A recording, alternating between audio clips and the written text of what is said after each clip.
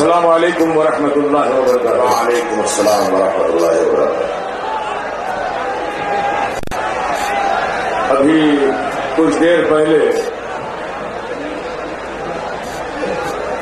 बरेली शरीफ की सरजमीन पर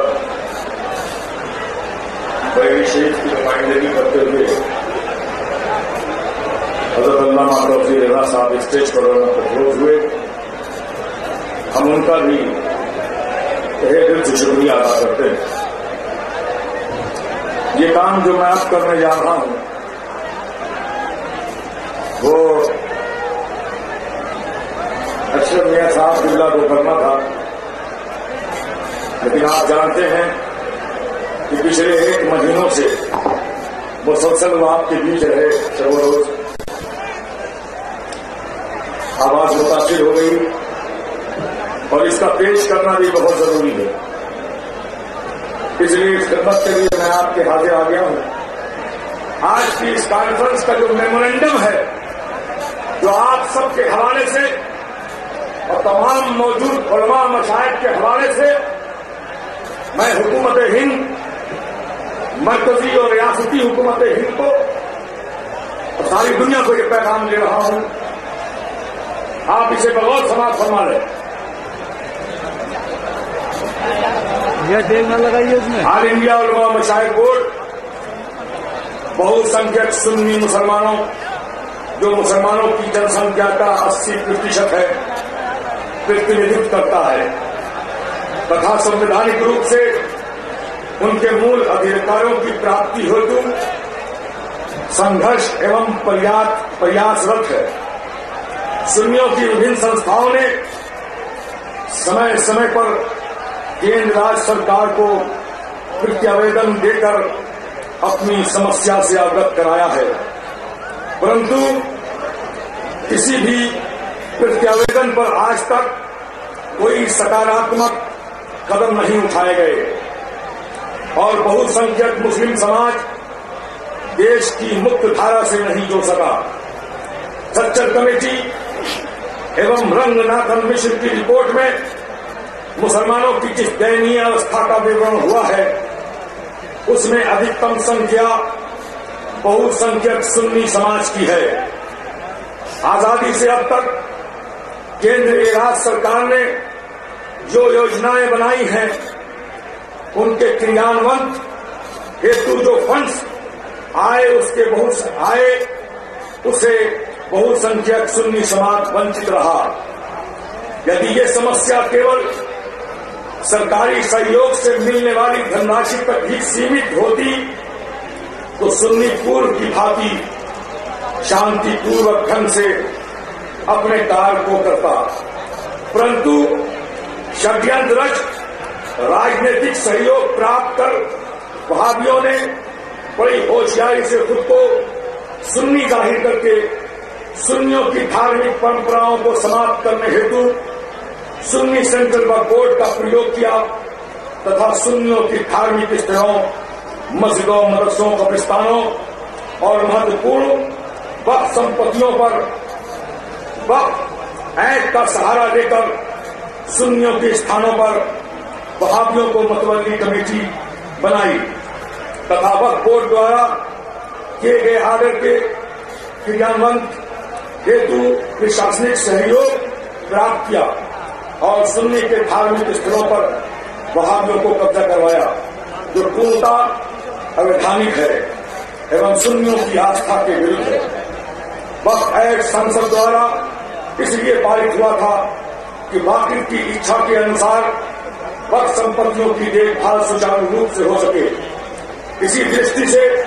सुन्नी एवं शिया वक्फ बोर्ड का गठन हुआ, जिसका मुख्य उद्देश्य ये था कि दोनों समुदाय अपनी आस्था के अनुसार धार्मिक स्थलों एवं वक्फ संपत्तियों का विकास कर होने वाली आय को अपने समुदाय के विकास हेतु व्यय किया जा सके। आश्चर्य की बात यह है कि शिया वक्फ बोर्ड के गठन में किसी सुन्नी एवं वहाबी की नियुक्ति चयन नहीं होता, परंतु सुन्नी वक्फ बोर्ड में सुन्नियों के स्थान पर वहाबियों को नियुक्त चयन किया जाता है, जो पूर्णतः अवैधानिक है। इसलिए हम हुकूमत को बताना चाहते हैं कि भारत में मुसलमानों में 80% सुन्नी मुसलमानों की आबादी है और यह 80% सुन्नी वहाबी की क़यादत लीडरशिप स्वीकार नहीं करता और ये ऐलान करता है कि वहाबियों की ना इमामत कबूल है और ना क़यादत कबूल है। उपरोक्त जनशील समस्या के निवारण के हेतु पूरे भारत से आए हुए खानकाहों के सज्जादा नशीन उलमाए अहले सुन्नत, काज़ियान शहर, ईदगाहों व मस्जिदों के इमाम, जिम्मेदार अहले सुन्नत व जमात, नाज़िम आला शेखुल हदीस एवं मुरादाबाद मंडल से लाखों लाख की सुन्नी अवाम बोर्ड के पदाधिकारियों एवं सदस्यों से सर्वसम्मति से प्रस्ताव पारित किए, जो निम्न है। सुन्नी सेंट्रल बोर्ड में सुन्नियों के स्थान पर वहाबियों की नियुक्ति अवैधानिक है। बोर्ड मांग करता है कि सुन्नी वक्फ बोर्ड का चेयरमैन एवं सदस्य केवल सुन्नी वर्ग से ही होगा, जो संविधान के अनुरूप है, और यदि अवैधानिक रूप से षड्यंत्र रच राजनीतिक सहयोग प्राप्त कर सुन्नी सेंट्रल वक्फ बोर्ड में किसी वहाबी को नियुक्त किया गया तो सुन्नी समुदाय इसे अपनी आस्था पर आघात मानेंगे और संविधान में किए गए मौलिक अधिकारों की प्राप्ति हेतु हर स्तर पर आंदोलन करेंगे। सुन्नी सेंट्रल वक्फ बोर्ड उत्तर प्रदेश में राजनीतिक सहयोग से पूर्व में वहाबी चेयरमैन सदस्यों एवं राज्य सरकार द्वारा वहाबी मुख्य कार्यपालक अधिकारी नियुक्त हुआ, जो आज भी कार्यरत है। इनके कार्यकाल में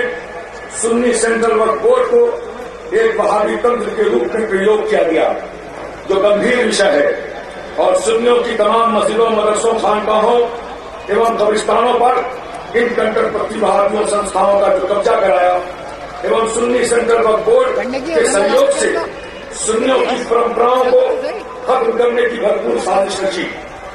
बोर्ड मांग करता है कि कार्यवाहक मुख्य कार्यपालक अधिकारी को तत्काल प्रभाव से बर्खास्त किया जाए तथा चेयरमैन एवं मुख्य कार्यपालक अधिकारी के कार्यकाल में सुन्नियों के स्थान पर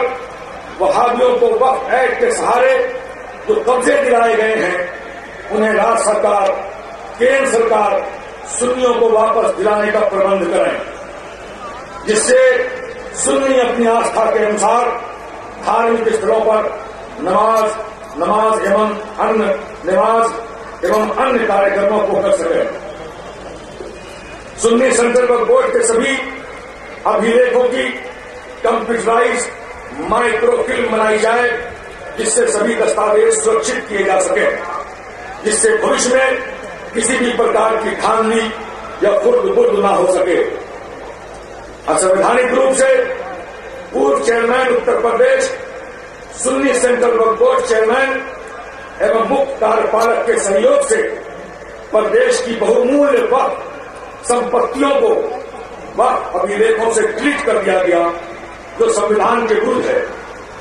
इसकी सीबीआई द्वारा जांच कराई जाए तथा लिप्त दोषियों के खिलाफ दंडात्मक कार्रवाई की जाए, जिससे भविष्य में सुन्नी सेंट्रल वक्फ बोर्ड या अन्य किसी संस्था का दुरुपयोग न हो सके। देश की सभी आस्थानों जैसे हजरत ख्वाजा गरीब नवाज अजमेर, ख्वाजा बख्तियार काकी देहली, हजरत ख्वाजा निजामुद्दीन देहली, सैयद सालार मसूद गाजी बहराई, हजरत साबिर पाक करियर शरीफ, हजरत देवा शरीफ और इन जैसे तमाम आस्थानों से वहाबी एडमिनिस्ट्रेटर रिसीवर को तत्काल प्रभाव से हटाया जाए एवं सुन्नियों की नियुक्ति की जाए।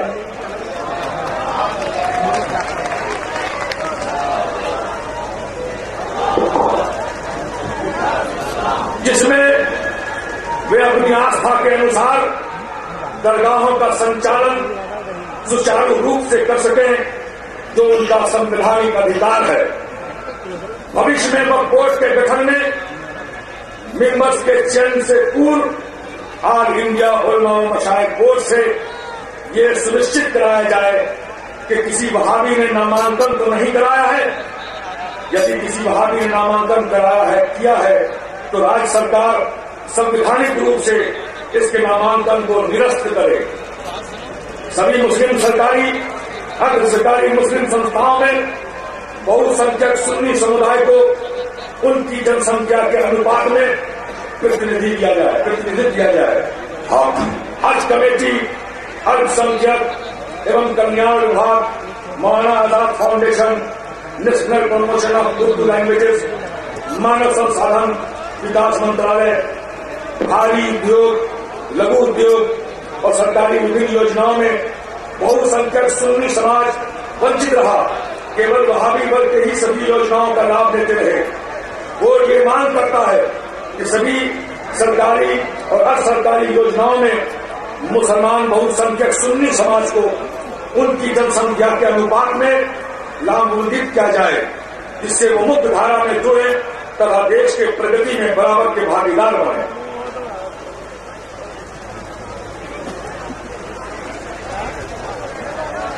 जश्न ईद मिलादुन नबी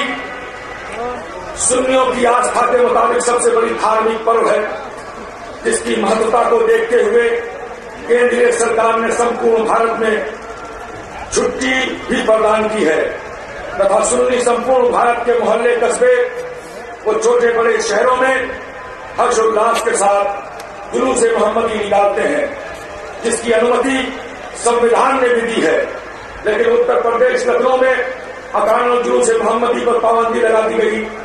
जिसके लिए सुन्नी मुसलमान ऑल इंडिया मोहम्मदी मिशन के मौक़िफ़ की तारीफ करता है और मांग करता है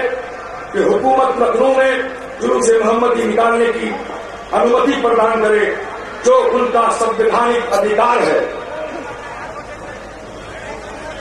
सच्चर कमेटी और रंगनाथ मिश्र कमीशन के प्रस्ताव पर